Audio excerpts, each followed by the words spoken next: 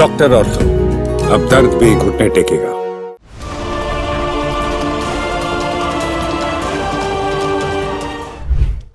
लोकसभा चुनाव अभी गुजरे हैं और विधानसभा चुनावों की तैयारी है। हरियाणा में विधानसभा चुनाव होने हैं, तैयारियां जोरों से चल रही हैं। फिर चाहे बात कांग्रेस की हो, बीजेपी को, सभी अपनी तैयारियों पे लगे हुए हैं। अब बीजेपी की क्या कुछ हरियाणा में तैयारी चल रही है, बात करेंगे राजेश नागर जी से। राजेश नागर जी, बहुत स्वागत है आपका। धन्यवाद, बहुत बहुत आपका। राजेश नागर जी तिगांव से विधायक भी हैं और अगली बारी का हम सभी को इंतजार भी है। आपसे जानना चाहूँगी, पिछले जो 5 वर्ष गुजरे, आप उसे किस तरीके से देखते हैं? कितना कुछ काम हुआ, जनता सेटिस्फाइड रही लगता है? देखो, 2014 में हमारी पूर्ण बहुमत की सरकार देश में भी बनी, प्रदेश में भी बनी जी। फिर 19 में दोबारा हमारी सरकार देश में भी बनी, प्रदेश में भी बनी जी। अब 24 में तीसरी बार हमारी सरकार केंद्र में, देश में तीसरी बार हमारे माननीय प्रधानमंत्री श्री नरेंद्र मोदी जी तीसरी बार प्रधानमंत्री बने हैं।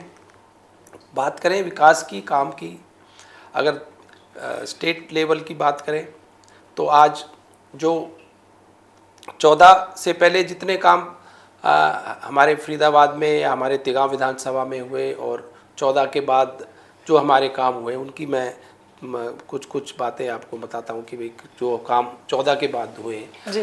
हमारी जो फरीदाबाद एक बहुत पुराना टाउन है, इंडस्ट्रियल टाउन है और ये 3 पार्ट्स में बटा हुआ है। NIT टाउन जो इंडस्ट्रियल NIT, बीच में सेक्टर्स आ जाते हैं, उसके बाद कैनाल के बाद ग्रेटर फरीदाबाद। तो हमारा जो इसकी कनेक्टिविटी थी ग्रेटर फरीदाबाद की सेक्टरों से, तो पहले 2 या 3 पुल हुआ करते थे अंग्रेजों के टाइम के। हमारी सरकार जैसे ही आई, हमने दर्जनों पुल बना दिए और आज आप देख सकते हैं कि जो पहले घंटों जाम लगता था पल्ला पुल पे, खेड़ी पुल पर जाने के लिए, आज कितनी अच्छी सुगम हो गया, सब कुछ आसान हो गया कि अब पहले बच्चों को स्कूल जाने में, हमारे मजदूर भाई जो फैक्ट्री जाते थे, ऑफिस जाते थे, जो हमारे, उनको जाम में फंसना पड़ता था। इसी तरह से बात करें बिजली की, 2 सब स्टेशन हमारे सेक्टर 37 में और सेक्टर 78 में बनकर तैयार हो गए। बिजली की भी अब कोई हम कह सकते हैं कि दिक्कत नहीं है। बिजली की दिक्कत को लेकर अभी आपने मीटिंग भी की थी। हाँ। तो वहाँ पर क्या कुछ निकला? क्योंकि गर्मी इतनी ज़्यादा, लोग जब परेशान हो तो जाहिर सी बात है शिकायत तो करेंगे ही। तो आपने मीटिंग ली थी, क्या कुछ रहा? कई बार ऐसा होता है जी, कई बार कोई फॉल्ट पड़ जाता है या कोई ओवरलोड कुछ हो जाता है, तो उसमें कई बार, जैसे ये NHIA का काम चल रहा है बाईपास पर, तो कई बार केबल हमारी जो है डैमेज हो जाती है, वो खुदाई करते हैं, तो उसमें कई बार दिक्कतें आती हैं। तो उनको साथ के साथ तुरंत उनको हमारे बिजली बोर्ड के अधिकारी को कहा जाता है कि उनको जल्दी रिपेयर करके और उसको टाइमली ठीक करके जो बिजली की दिक्कत ना आए उस पर वो एक्शन लेते हैं। अच्छा, आप विकास की बातें कर रहे हैं कि विकास काफ़ी सारा हुआ है पिछले 10 वर्षों में। लगता है मौका जनता एक बार फिर से देगी, आपकी सरकार बनेगी, ये मौका देगी जनता? बिल्कुल, जैसे हमारी केंद्र में सरकार बनी तीसरी बार, उसी तरह से तीसरी बार हमारी पूर्ण बहुमत की सरकार प्रदेश में भी बनेगी। जो विकास कार्य किए हैं हमने, जैसे 400 करोड़ का कन्वेंशन हॉल हो, ITI हो, तिगांव की 85 करोड़ से ज़्यादा के काम तिगांव गांव में ही अकेले हो चुके हैं। सड़कों का जाल चारों तरफ बिछ रहा है। कॉलेज, महिला कॉलेज की बात करें नचौली में, इंडोर स्टेडियम की बात करें सेक्टर 30 में, आपका टाउन पार्क की बात करें, ऐसे बहुत सारे काम, स्कूलों की बात करें जो अपग्रेड हुए हैं, नई बिल्डिंग बनी है जो स्कूलों की, तिगांव की बॉयज़ और गर्ल्स दोनों की, फरीदपुर की नई बिल्डिंग बनी है, बड़ौली में नई बिल्डिंग का काम चल रहा है। और इस तरह से बहुत सारे काम हमारी सरकार ने किए और करेगी भी। और कॉलोनियाँ जो थी वो पास कर दी गई हैं। अमृत योजना के तहत जो सीवर लाइन सैकड़ों करोड़ की हमारी बन गई है, जो हमारी कॉलोनी है, पल्ला सेतपुर, बसंतपुर, अगवानपुर। अच्छा, आपको क्या लगता है, लोकसभा चुनाव हुए तो कहीं ना कहीं बीजेपी को नुकसान हुआ है हरियाणा में? आपको लगता है कि जो आने वाले विधानसभा चुनाव हैं वहाँ पर उस नुकसान की भरपाई आप लोग कर लेंगे? क्योंकि 10 की 10 सीटें आप लोगों के पास थी, यहाँ पर थोड़ा बहुत नुकसान तो हुआ, तो उसको कैसे कंपनसेट करेंगे? और क्योंकि डिफरेंस बहुत ज़्यादा कम रहा है लोकसभा और विधानसभा चुनावों के बीच में, तो अगर जनता के दिलों में नाराज़गी रही भी है किसी किसी क्षेत्र में, उसको कैसे भापेंगे, कैसे कम करेंगे? उसका जो 2-3 कारण मैं बताना चाहूँगा कि कुछ 3 सीटें तो हम बहुत ही कम नैरो मार्जिन से हमारी रही हैं, बहुत कम मार्जिन रहा है जिनमें। और उसका कारण एक जो विपक्ष के लोगों ने जो एक नैरेटिव सेट कर दिया कि भाई हमारी पार्टी संविधान बदल देगी, आरक्षण खत्म कर देगी, और जो हमारी भोली भाली जनता को इन्होंने बहकाया और 8500 रुपये जो आपके खटाखट आपके अकाउंट में आ जाएंगे, तो उससे जो इन्होंने एक नैरेटिव सेट करा उसमें ये लोग कामयाब हो गए। और अब लोगों ने इनको पहचान लिया, जनता ने इनको पहचान लिया है कि जो इन्होंने झूठ बोला, जो धोखा किया भोली भाली जनता के साथ, वो इनको आने वाले विधानसभा चुनाव में इनको उसका रिजल्ट देगी। तो खामियाजा कहीं ना कहीं भुगतना होगा कांग्रेस को, आप ये कह रहे हैं? बिल्कुल, जो इन्होंने झूठ और फैलाया और जो लोगों को बहकाया, उसका इनको आगे रिजल्ट मिलेगा। हरियाणा मांगे हिसाब के नाम से यात्रा भी कर रही है कांग्रेस ही। आपको लगता है कि कांग्रेस अपनी इस यात्रा में सफल हो रही है? आप इस यात्रा को किस तरीके से देख रहे हैं? देखो, 2004 से 14 तक इनकी सरकार रही।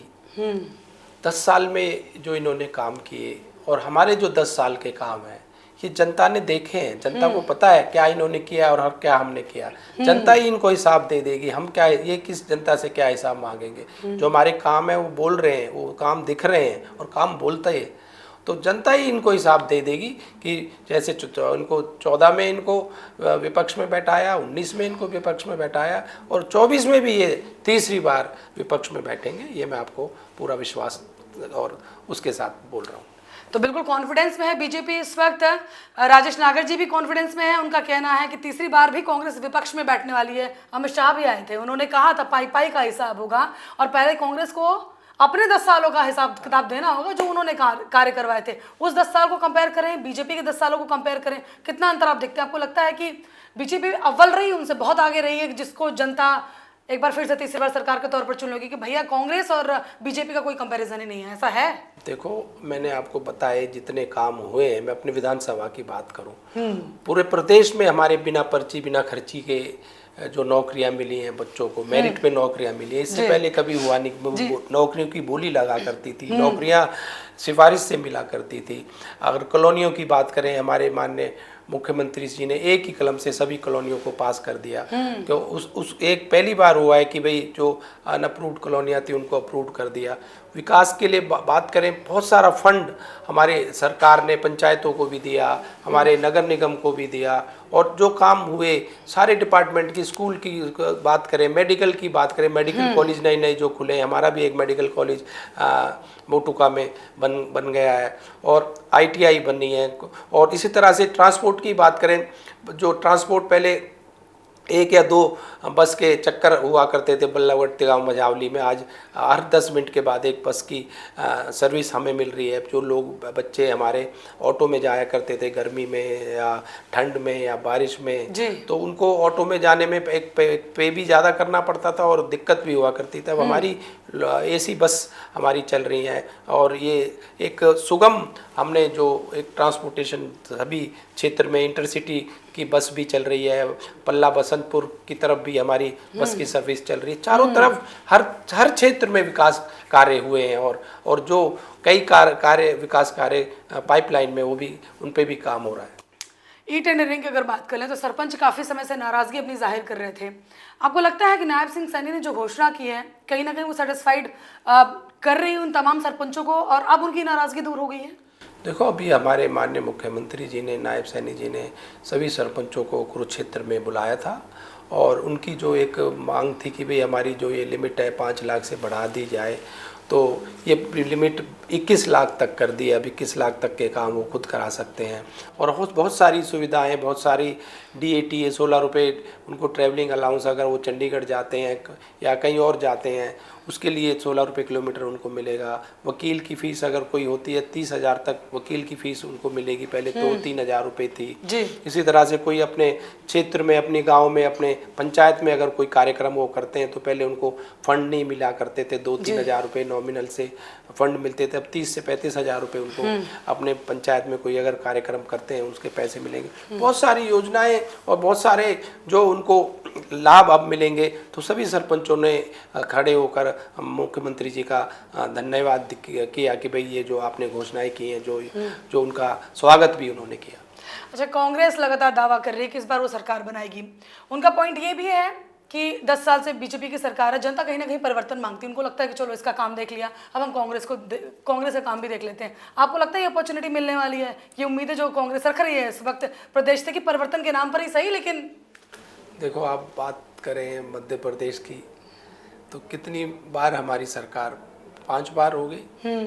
गुजरात की बात करें और गुजरात में पहले से ज़्यादा सीट हमारी यहाँ ही है। तो ऐसा कुछ नहीं है, जनता काम को देखती है। काम का जो काम हमारी सरकार ने किए, प्रदेश सरकार ने, वो काम की वजह से हमें जनता वोट देगी और हमारी सरकार तीसरी बार पूर्ण बहुमत से आएगी। और मैं ये आपको पूरा कॉन्फिडेंस के साथ मैं आपको कह के जा रहा हूँ कि हमारी सरकार तीसरी बार। तो कांग्रेस यहाँ पर रैली कर रही है, लगातार यात्रा निकाल रही है। हरियाणा मांगे हिसाब, तो हरियाणा कितना हिसाब मांग रहा है? हरियाणा परिवर्तन मांग रहा है कि नहीं मांग रहा है? जिस तरह से राजेश नागर जी कह रहे हैं परिवर्तन तो नहीं मांग रहा है हरियाणा, और परिवर्तन नहीं करेगी। देखने वाली बात होगी कि हरियाणा में क्या सरकार परिवर्तित होगी या वही सरकार रहेगी, एक बार फिर से बीजेपी की सरकार आएगी। बहुत धन्यवाद आपका हमारे साथ बातचीत करने के लिए राजेश जी। आपका बहुत बहुत धन्यवाद जी, शुक्रिया।